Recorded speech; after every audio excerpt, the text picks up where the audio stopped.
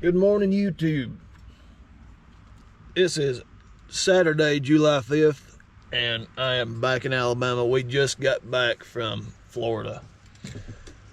We've been in Mexico Beach for 7 days. Well, 6 days. We left a day early. We was all over it. And we had fun. But anyway, what I'm saying is I'm missing my fish. We fish down there, of course, but redfish hate me. They don't like me. I don't know what I'm doing down there. So had plenty of chances, plenty of opportunities, but I just couldn't make everything connect at one time. But anyway, so I'm coming down here to catch my red eye fish and hopefully make a little short video out of it. I'm tired, but I'm ready to get in some fresh water. We'll see you in just a minute. I did catch one fish on the fly down there, and that was a ladyfish called a poor man's tarpon. I just called it a ladyfish. She run pretty good though. It took off like a bottle rocket until I got it landed. But man, it was pretty cool. And the coolest thing about it is I caught it on a fly that I tied. I was trying all sorts of stuff, and I said, let's try put on a Goldilocks, which all it is just some gold flashaboo on about a size 10 hook. Old Lank caught a pompano on a surf rig. And we had it for supper the next night, which was really good. We decided to do some ribeyes and pompano. Was hoping to catch some more good fish. Wound out with 2 sharks. God, I don't know how many pinfish, croakers, and then a lot more. That was them redfish. Does any of y'all know any good redfish guides on the fly anywhere on the Gulf Coast, from basically, shoot, I don't know, Alabama to Apalachicola? If so, tag them in the comments or message me on Instagram, Facebook, whatever, and let's see if we can't get together with them. I told Sarah, my wife, I said, listen, either I'm gonna have to get a guide or buy me a skiff and spend about 3 straight months down here to find these fish. I'd like to get on some redfish. That's the only fish that I know that I've seen and I've had chances at, like actual chances at, to catch, and just flat out failed every time. I've been on 2 separate trips down there and failed both times. I thought this time was going to be it, man. They were redfish. I seen them amongst all other wildlife. Seen the gator, but for right now, I'm worried about these Coosa basses. They should not elude me. It should be epic today. This water level's absolutely perfect, and we're gonna start out with a green. Like I said, it's been a long week. Tired, but I'm never too tired to catch some bass. Red eye bass on the fly, southern fly style.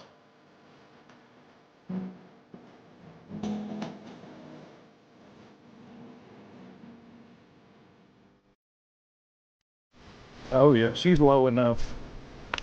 This right here is perfect Little River water level right here. About 2 foot. Remember that. I use the river app to check the levels.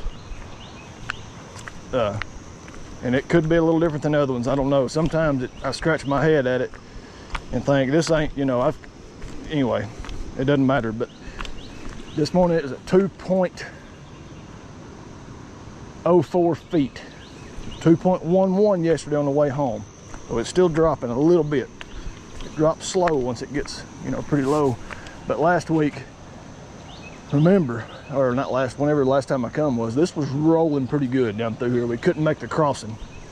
There's a crossing right over here. You go to the hippie hole and you walk across these rocks, and I'll show you in just a second. Lank said he wanted to go last night. We got his clothes laid out and everything. And he come in there about 5 minutes later and he said, Daddy, he said, if you try to wake me up and I say, go ahead and leave, he said, just leave. He said, don't worry about it. So I come in here this morning and said, hey, I said, you want to go? And he said, no, I'm gonna sleep. And I said, I don't blame you, buddy. But anyway, right here last week, it's rushing. It rushes real, it's a bottleneck right here, obviously. And it rushes real bad. And you can get through here, but there's a deep hole here. And this is the best place to cross. You gotta be careful, obviously. But when it's rushing like mad, I don't feel comfortable crossing right here, especially with Lank. I don't know, I just don't want to be swept off, hit the head on a rock or something. It hurt. But see, I'm ankle deep right now.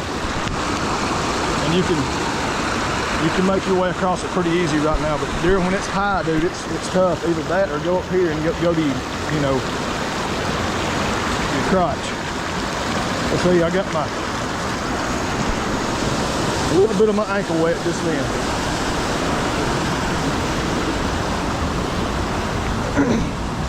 That's perfect. This is going to be an epic day. Somebody left the phone down here. Bet there's a drunk. But it's dead. So I'm gonna leave it there, and if it's still there when I come back, I'll take it back to the top and give it to the little ranger up there.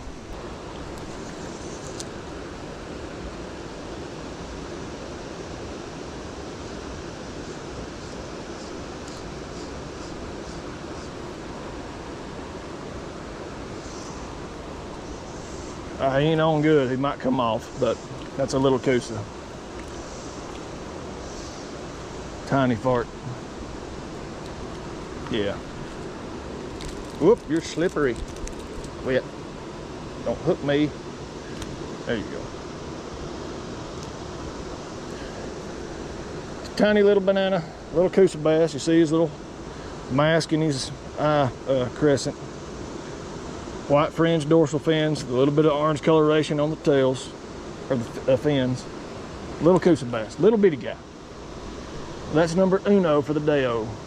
I'm looking for a big one. There's some good holes down here that normally hold some pretty good.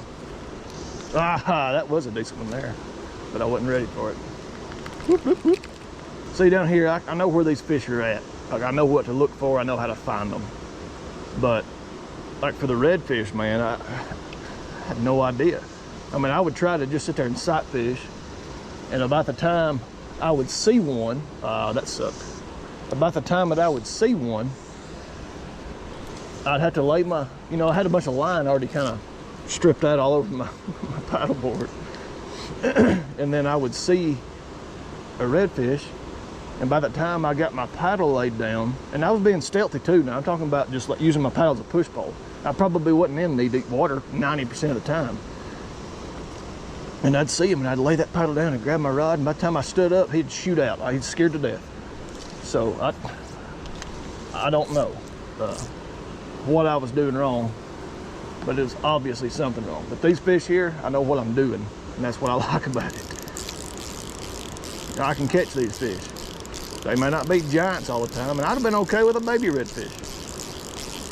But, you know, sometimes you just can't make it work. Work it right there just a little bit. Should be one up under there.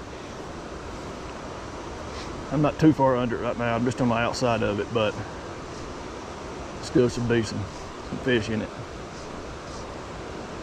Right there. That's a pretty good one there. He ain't massive, but bigger than that last one. Beautiful fish, man. I love watching them dudes go up underwater and fight it. And I use my, there's another bigger one right there coming to check out what's going on. I use my 3-weight a lot because my 6-weight is just too much rod for these little fish. 3-weight's perfect. Now, unless I'm throwing the big streamers or something. Oh, that's beautiful. Look how, see how dark they get down here? White fringes, but they're so much darker. Beautiful fish. He may be 6.5. but that's a good one. Thank you, fish. But like I said, I think a 3-weight is about a perfect size rod for these fish where I fish at. Now, if you go on up like the Tallapoosa, some places on the Coosa, and get on some bigger fish constantly, maybe, you know, a 5-weight, 4 or 5-weight, but this 3-weight, man, it's a 7'6". I got a chaser. Oh, 2 chasers right here. Get it, son. Get it, son. I know you want it. See, they're out in the open now. That's what I like. They're not all just tucked around the edges. They're out in the open, and they're looking. He's just trying to taste test it. See, the past few weeks, man, they've been all up in the, pushed up on the edges. And now they're kind of more spread out. And it makes catching fish a lot easier when they're spread out from it. Especially when you can actually get to where you want to go. It's been difficult, man. And now I'm gonna try straight across from me. Oh yeah, that's a good shot. I'm still learning to cast. Fly casting is not the easiest thing in the world. And you can do it all you want to in your backyard, side yard, at your city park, wherever you got room to do it at. But until you do it in the real world in different scenarios, I tell you how to practice. Go stand on a bucket under a tree, a low hanging tree, and make a super long cast. That's how you practice. That's how you get better. Not just in the open field. I mean, sure, it helps, I guess, to learn just how to cast, but also the challenging cast, man. I mean, right here is okay, but still, I can't make a super long back cast just because of all this stuff behind me. And that's 15 feet behind me. I know it's hard to see on the GoPro, but you kind of got to learn how to make different adjustments. That's why sometimes my casts look funny, my hand movements and stuff, just because I got to make a shorter back cast. And anyway, it's hard to explain. Ah, shoot. Oh no. But there, that's the best trick. Gosh, that's the best trick. And Peter John Cole, I don't know if you watch these videos or not, but that trick right there has saved my butt so many times. Sometimes you got to cut a path that's not right beside the river, like I'm doing here. It's not way away from it, but it's not right on it either. But it can be a little grown up for sure. And you got to watch out for snakes. So I'm going to ease down in here carefully, because I definitely don't want to fall in this junk, because it would hurt.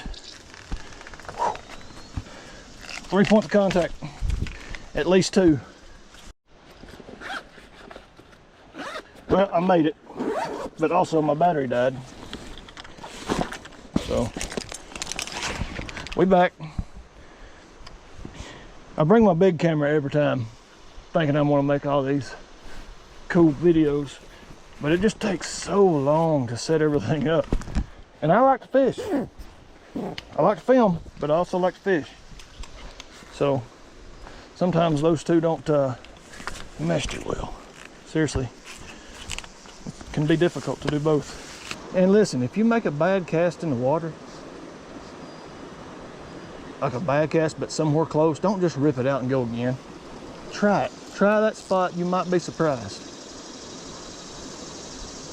Dude, I've caught fish with my just fly in the water and walking, and you'll catch them. So it's not like they're, right here. Oh, he didn't like it. He turned away from it. All right, let's get over here. Fish around these boulders. Hope y'all can see. You'll be facing the sun. Oh, that's one of the weird looking spot on his back. Shoot.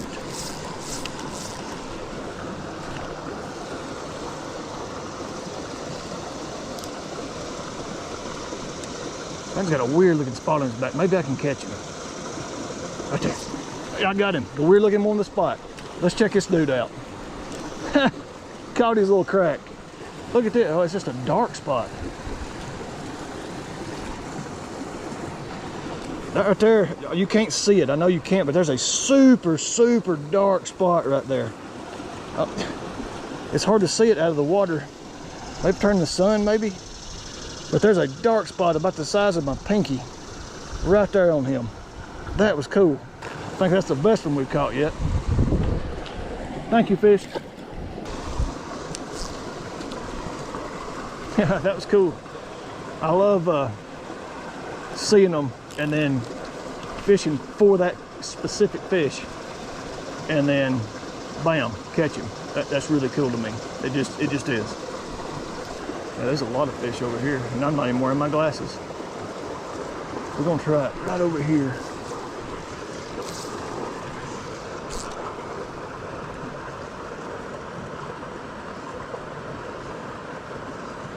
Got a looker. Come on, buddy.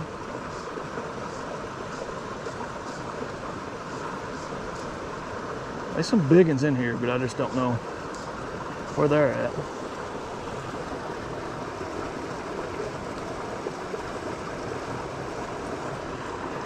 I don't really care. I mean, I don't care to catch little fish, but I'd much rather catch some big ones. I notice the big ones are a lot lazier, and they like the reaction strikes a lot better. Like something hits the water, they hit it, versus seeing one for a minute and trying to fish it over and over and over again. He might give you a couple hits, but that's it. You're done after that, what I've noticed. Unless you're just, oh shoot, there's a big one right there. There's a good one right there. Holy snot. If I can get over there to him. Oh, that's a good one right there. Oh my God. Oh yeah, he's looking at it. Oh yeah, boy. Woo! I need the net on this house. Oh, where's the net? That's a Coosa too, dude. That's a freaking house. I see his orange tinted tail. Ooh, I think it's a Coosa. Come here. Come here. Come here. Got his butt. Oh, that's a good one, dude. Heck yeah. Oh, that's a purebred Coosa. Oh my God. Holy cow, look at that. That is a purebred. Look at the orange on him. Look at that. Oh my God. Okay, stay right there, fish. I've got to get my camera. He's beautiful. This looks like what you see in a magazine or a book. We're gonna record right here and y'all guys are gonna see this firsthand. This right here, guys, oh my God. Let me show it. You ready? That right there is a textbook Coosa bass. I hope this is, yeah, it's focused. Oh my God. That right there is beautiful. Thank you, Paul Terry. That's your fly, buddy. Look at that house. That right there is absolutely gorgeous. Whew. Let you out way too long. There you go. Whew. Thank you, Lord, for that. Holy cow. Holy cow, that was my PB. I'm pretty sure 100% no doubt Coosa bass. That was textbook Coosa, purebred, like 100%. That was gorgeous. Absolutely gorgeous. Oh my God. Man. Listen, I'm gonna go ahead and say it. I'm gonna go ahead and say it. Had I caught a redfish, it would have been exciting, absolutely. But I don't think y'all understand just how, like I don't know, like a rare unicorn that is for me. Like, no doubt in my mind, that was textbook Coosa bass right there. And it's crazy. I guess there's a lot of hybridization in here, but that right there was an adult red eye, a giant, 100% red eye bass. Textbook. I mean, that's what you see literally in textbooks for the Coosa bass. And holy cow, I might as well just go to the house now, boys, and hang it up. I'm kidding, but oh my God, that was, oh, God, I seen him. He swam out. He didn't see me. He swam out, went right over there. I made a cast right in front of his nose, son. He took it. All she wrote. Let's see if I got a good picture of it on my phone. Yeah, look at that. Ah, shoot. Oh my God. I'm gonna send that to my son. Thank you, Lord. And I'm being for real. I'm not just saying that to be funny. Thank you. I mean, this, you know, and I really don't want to say too much, but creation. God created all this stuff. Yahweh. And when I'm here, this is my worship time. After that veil was torn from top to bottom, the Holy of Holies is no longer a place. The temple is no longer a thing. We are the temple. We are the people. And church is wherever you're at to worship God. And here I am in the middle of a canyon, and I'm constantly thinking about God, His creation, and all that stuff. And I'm sorry if you feel differently, and that's fine. I mean, really, it's fine. Actually, let me tell you this. So today's 2025, so 7 years ago today, actually, I almost died, guys. I was cleaning out a duck boat, getting it kind of ready for upcoming season. Of course, I ain't touched it since the last day, 17. And there's an old North Face jacket in there, a brown one that was kind of shoved up under the seat or under the console. And I got that jacket out and was, whew, about missed one. I did miss one. Got that jacket out and was cleaning it. And next thing I knew, I was getting stung like crazy. I mean, all over my legs, my torso, my chest, arms, and it was guinea wasps. They got, I think there was, I don't know, 15, 18 stings. And I'd never been allergic before in my life at all. Anyway, long story short, I went into anaphylactic shock, and that was an awful cast. Went into anaphylactic shock, had to go to the, made an ambulance in Rainsville, and they took me on to the hospital. I was crashing hard and fast, like real fast. I mean, within 15 minutes after I got stung, I passed out. Like it was bad, like it was real bad. But I remember being in that ambulance and them murmuring off about my heart rate and blood pressure and all that was just plumb. I mean, it was like nothing. Like it was like stupid low. And I remember telling the lady, I said, listen, if I'm dying, let me talk to my family. Like, I don't care if I die, I'm good. I'm good with it. And which was weird to me, and it didn't sit right with me for months because I had always been terrified of dying. Just because of my religious upbringing, I was so afraid that I was going to go to hell if I wasn't living right. And I don't know if you know how hard it is to live a sinless life, but it's hard. So I was always in fear of going to hell for eternity, always. And I was always terrified of dying. Well, I had an absolute peace about me. Like there's no, like, you're good. Like God was like, I got you, bro. Like, you're good, you know. So, but it wasn't, and I was confused about that. But it wasn't for months later, I heard a sermon, and it was talking about the Father's love. And I was saved out of fear of hell, not the love of God.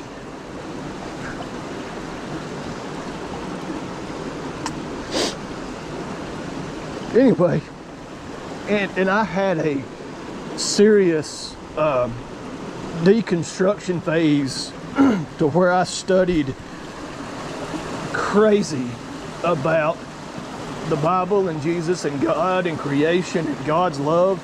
And if you read the Bible from cover to cover, which I have done, it's literally a story. Even in God's wrath, it's all a story about God's love. You can't place it anything else.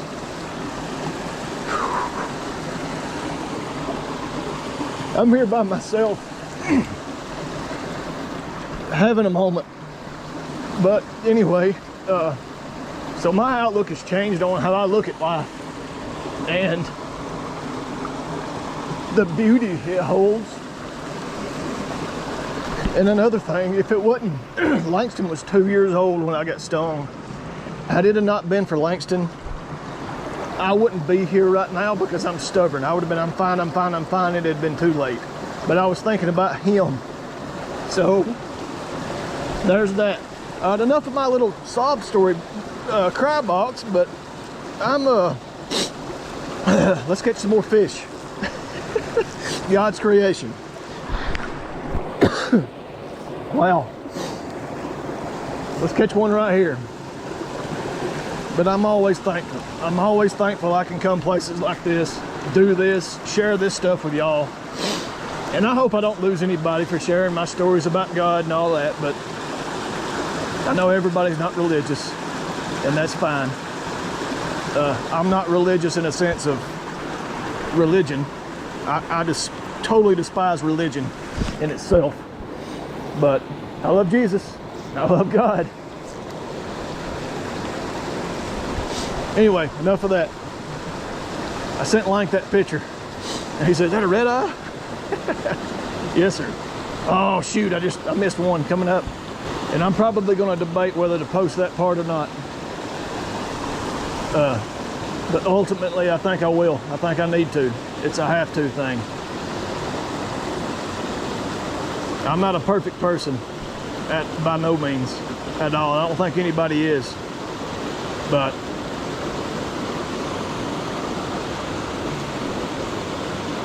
all we can do is the best we can do, and leave the rest up to the Creator.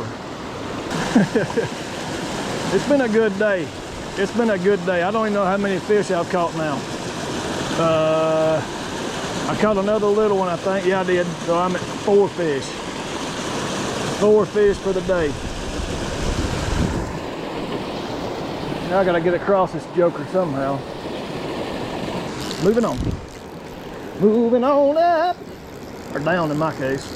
All right, right here behind this rock, you always want to hit the downside, or the downstream side of rocks.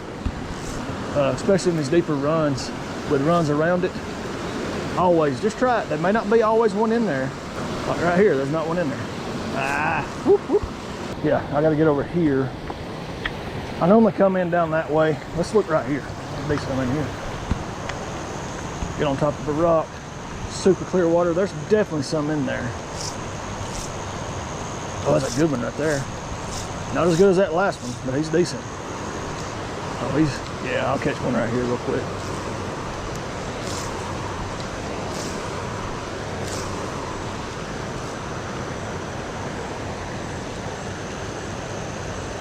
You might can see this one happen. I don't know where he went. The water's extremely clear in this.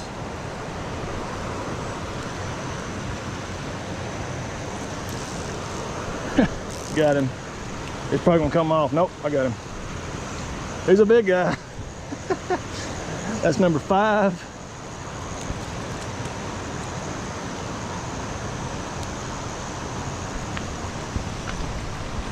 Thank you, buddy. They all in here. It's like they're trapped. I see them way up in there swimming. If I can get up there. Right there. Maybe. I wish I was about another 2 foot further. Right there he comes. Coming at it, coming at it, coming at it, coming at it, coming at it. Boom! Smoked him. Oh, he come off. I had too much slack. It's still fun though. He shot out of the pits on that one. I swear, most of these fish you could catch a one weight on a one weight. I know you could, and it would probably be more fun, and you'd land more fish. This is a 3 weight, and I swear, sometimes it feels like I'm pulling it in with a dang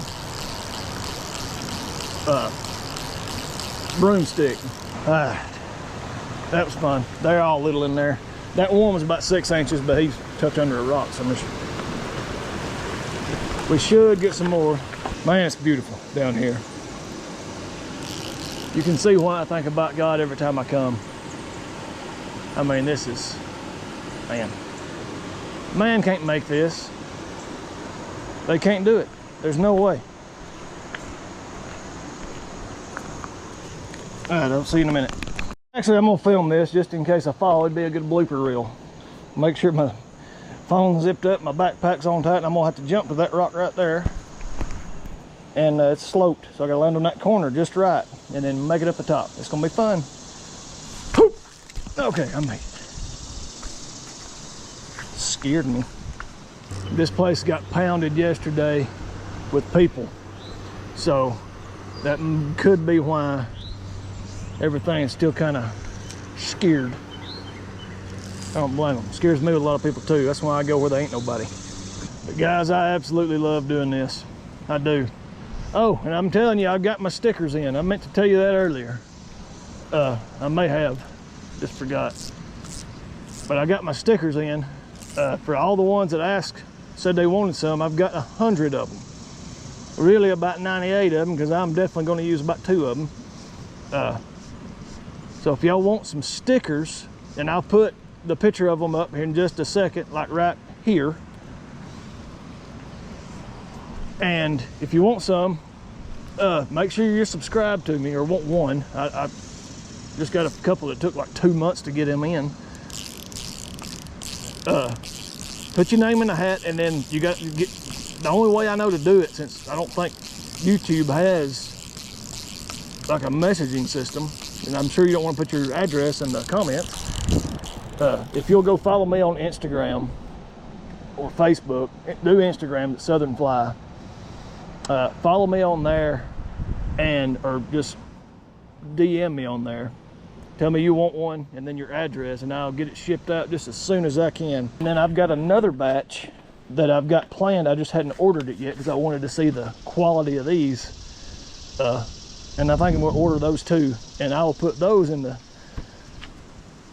right here too. This is what they look like, will look like, and we'll do a whole another set here as soon as we can. I've still got a giveaway to do. It's just been extremely busy lately. What it's going to be, I'm gonna just do a small fly box with about 6 or 8 flies that I use, or the ones that I would use here at Little River Canyon to catch these red-eye bass with.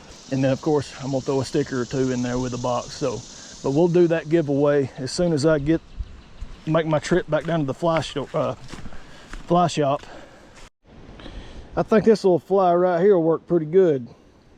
Like I said, it's a guy back at home named Griffin Ledbetter, and he ties flies, and we're gonna try. He gifted me about 3 or 4 flies. I'm gonna try this one right here out and see if we can't entice a bite.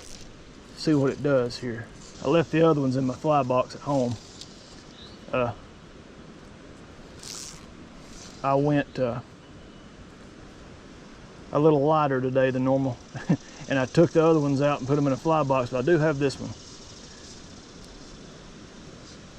I got some looking at it. Come on. I'm gonna call this one the Griffin bug if I catch one on it. Oh, he looked at it. Okay, here comes one looking.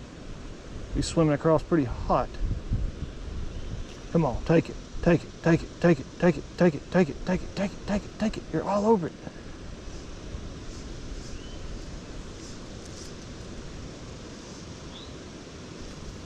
Why you not want it? Well, shoot. Until next time, Griffin bug.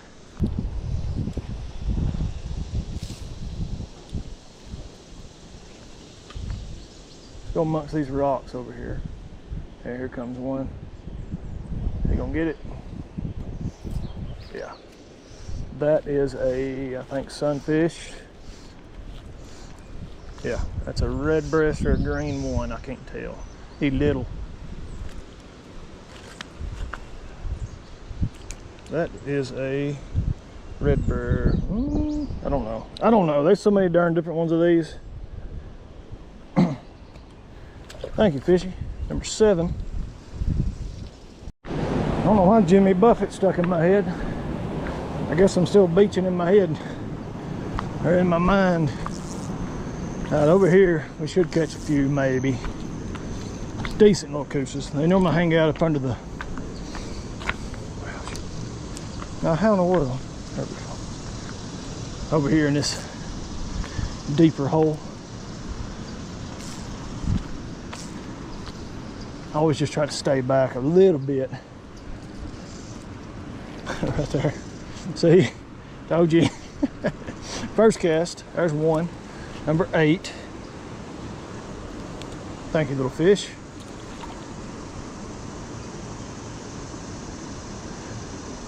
They like these deep holes in these big pools, man.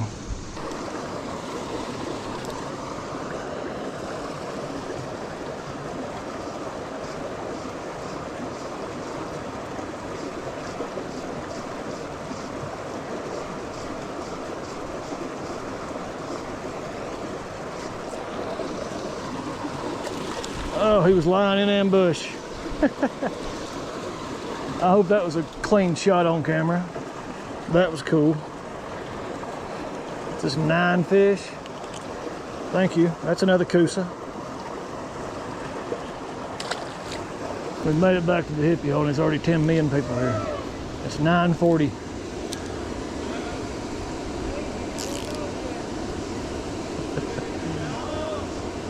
I get it. Nature's for everybody, not just me.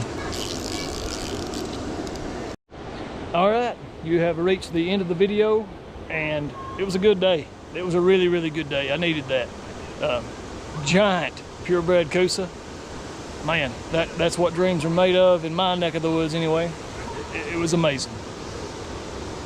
Anyway, everybody's here now swimming, so I'm gonna tuck my tail back up the trail and go home, get this edited, pushed out for you guys. And don't forget, if you want a sticker, add me on Facebook.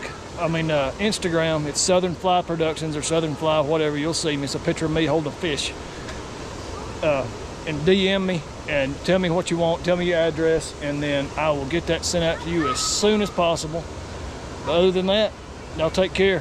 Thanks for watching, and subscribe to Southern Fly. See ya.